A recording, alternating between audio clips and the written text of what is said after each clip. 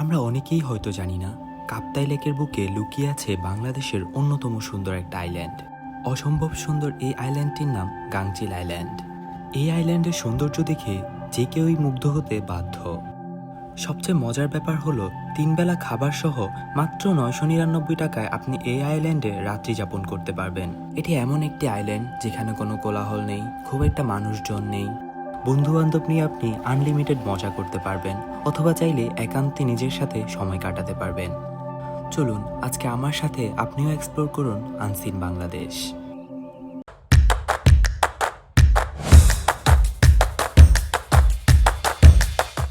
আমাদের যাত্রা শুরু হয় ঢাকা থেকে। সায়দাবাদ এসে আমরা প্রথমে বাসের টিকিট কেটে নিই রাঙ্গামাটি যাওয়ার জন্য, আর আমাদের টিকিটের দাম পড়ছিল 840 টাকা। রাত 10:30টায় আমাদের বাস রাঙ্গামাটির উদ্দেশ্যে যাত্রা শুরু করে। রাতের বিশাল একটা জার্নি শেষে আমরা ভোর 5টার দিকে গিয়ে রাঙ্গামাটি পৌঁছাই। সেখানে তখনও ঠিকভাবে দিনের আলো ফোটেনি, সেজন্য আমরা একটা পাশের খাবার হোটেলে অপেক্ষা করতে লাগলাম। 6:30টার দিকে আমরা সকালে নাস্তা করে নেই। তারপর নাস্তার বিলটা পেমেন্ট করে আমরা রওনা দেই রিজার্ভ বাজারের লঞ্চ ঘাটের উদ্দেশ্যে। এটাই সেই রিজার্ভ বাজার লঞ্চ ঘাট, আর এখান থেকে আপনারা মাইনিগামী যে লঞ্চগুলো আছে সেগুলোতেই উঠবেন। মাইনিগামী লঞ্চের সময়সূচি হলো সকাল 7টা, 10:30, 12টা ও 2টা। এর মধ্যে আপনারা এসে লঞ্চ ধরতে হবে, না হলে কিন্তু আর পরে লঞ্চ পাবেন না। মাইনিগামী লঞ্চে উঠে আপনারা কাঠতলি বাজার যাওয়ার জন্য টিকিট কাটবেন, যার টিকিটের মূল্য 200 টাকা। সকাল 7:30টায় আমাদের লঞ্চটি মাইনি বাজারের উদ্দেশ্যে যাত্রা শুরু করে। যেতে যেতে উপভোগ করতে লাগলাম কাপ্তাই লেকের আসল সৌন্দর্য। কাপ্তাই লেক যেন সবুজ পাহাড়, নীল জলের এক শান্ত রাজ্য। এই লেকের সৌন্দর্য মুহূর্তেই যে কারোই মন ভালো করে দিবে। প্রায় 2 ঘন্টার মতো কাপ্তাই লেকের সৌন্দর্য উপভোগ করতে করতে আমরা প্রায় পৌঁছে গিয়েছি কাঠতলি বাজারের কাছাকাছি। এই রুটে ডিরেক্ট যে লঞ্চগুলো আছে সেগুলো সরাসরি কাঠতলি বাজার যায় না। এরকম কিছু ছোট নৌকা লঞ্চ থেকে আপনাদেরকে রিসিভ করে কাঠতলি বাজার নিয়ে যাবে। আপনাদের যদি কাঠতলি বাজারে কোনো কাজ না থাকে তাহলে আপনারাও সরাসরি গাংচিল আইল্যান্ডে চলে যেতে পারেন। আসার আগে অবশ্যই রিসোর্টদের লোকদের সাথে কথা বলে রাখবেন, তারাই এমন মাঝিদের সাথে কন্ট্যাক্ট করে আপনাদেরকে রিসিভ করার জন্য মাঝি পাঠাবে নৌকা নিয়ে। আর এখানে নির্ধারিত ভাড়া হচ্ছে 400 টাকা। আপনি যতজনই আসেন সমস্যা নাই, একজন আসলেও 400 টাকা, 10 জন আসলেও 400 টাকা।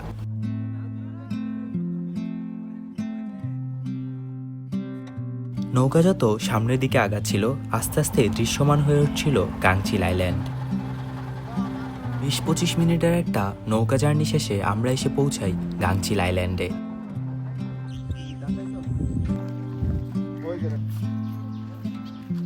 এটা হলো গাংচিল আইল্যান্ডের রেস্টুরেন্ট বা ডাইনিং এরিয়াও বলা যেতে পারে। তো এখন বাইরে অনেক রোদ, সেজন্য আমরা কিছুক্ষণ এখানেই রেস্ট নিব, তারপর আমরা চলে যাব আমাদের তাঁবুতে।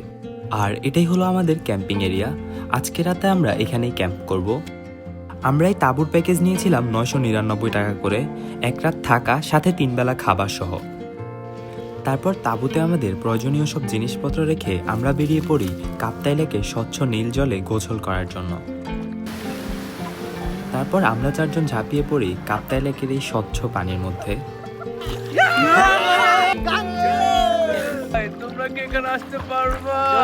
আসলে এটাতে গোসল করার অনুভূতি আমি বলে বোঝাতে পারবো না, ওয়ান অফ দ্য বেস্ট।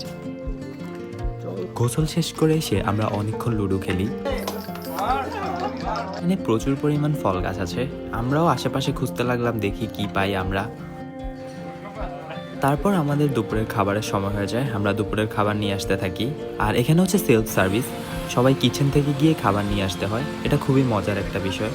আজকে আমাদের দুপুরের খাবার হিসেবে দিয়েছে কাপ্তাই নদীর টাটকা মাছ, আলুর ভর্তা, মাছ ভর্তা ও মজাদার ডাল। দুপুরের খাবার খেয়ে চলে আসি হ্যামকে রেস্ট নিতে থাকলাম একদম বিকাল পর্যন্ত। আর এখানে শুয়ে শুয়ে রেস্ট নেওয়ার যে মজাটা, এটা আসলে বলে বোঝাতে পারবো না। এই আইল্যান্ডের অনেকগুলো ট্রি হাউসের কাজ চলতেছে, আপনারা যখন আসবেন তখন এগুলো অলরেডি ওপেন হয়ে যাবে। আর ট্রি হাউস থেকে লেকের ভিউ আরও বেশি সুন্দর।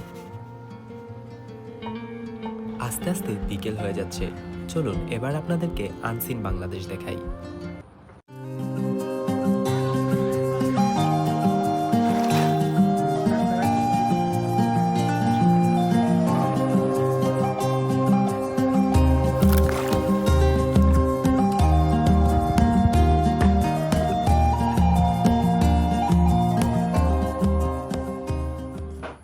সন্ধ্যার দিকে আমাদের রিসোর্ট থেকে আমাদেরকে সন্ধ্যার নাস্তা দেওয়া হয়, মুড়ি মাখা আর চা। তারপর বাকি আরও ট্যুরিস্টদের সাথে আমরা আড্ডা দেই, গান বাজনা করি। আমরা সবাই মিলে রাতে মাছ ধরি, ক্যাম্প ফায়ার করি। তারপর আমাদের রাতের খাবার পরিবেশন করা হয়, আর আমাদের রাতের খাবারের মেনু হিসাবে ছিল মুরগির ঝাল ভুনা, ডাল আর একটা সবজি। খুবই মজা ছিল রাতের খাবারটা। খাবার দাবার খেয়ে অনেকক্ষণ আড্ডা দিয়ে তাঁবুতে এসে আমি ঘুমিয়ে পড়ি।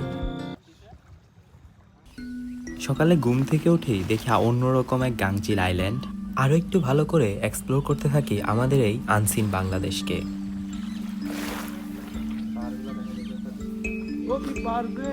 তারপর আমাদেরকে সকালের নাস্তা দেওয়া হয়, আর নাস্তার মেনু হিসাবে ছিল খিচুড়ি আর ডিম ভুনা, সেই সাথে 1 কাপ গরম গরম চা। তারপর রিসোর্টের সব বিল পেমেন্ট করে আমরা আবার রওনা দিই রাঙ্গামাটির উদ্দেশ্যে। এখন আমাদেরকে ঠিক আগের নিয়মেই রাঙ্গামাটি ব্যাক করতে হবে।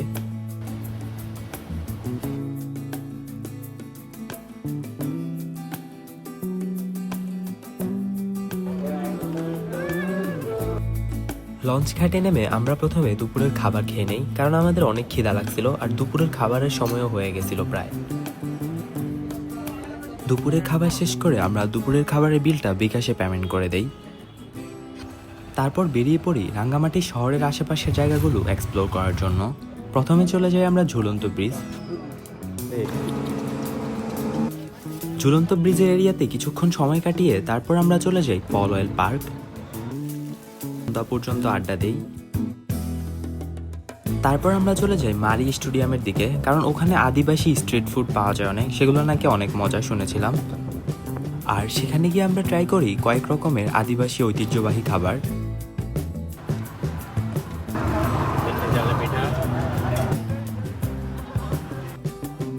সবগুলো খাবারের বিল একসাথে আমরা বিকাশে পেমেন্ট করে দেই।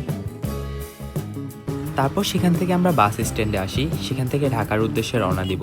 অবশ্যই 9টা অথবা 10টার বাসে উঠবেন, তাহলে আপনাদেরকে ভোরে ঢাকায় নামিয়ে দিবে। আর রিটার্ন টিকিটটা আমি বাসায় বসেই কেটে রেখেছিলাম এখানে আসার আগে। রাত 9:30টায় আমরা রাঙ্গামাটি থেকে ঢাকার উদ্দেশ্যে রওনা হই। ধন্যবাদ সবাইকে। আজকের ব্লগ এই পর্যন্তই। আমি প্রয়োজনীয় সব ডিটেলস কমেন্ট সেকশনে দিয়ে রাখবো।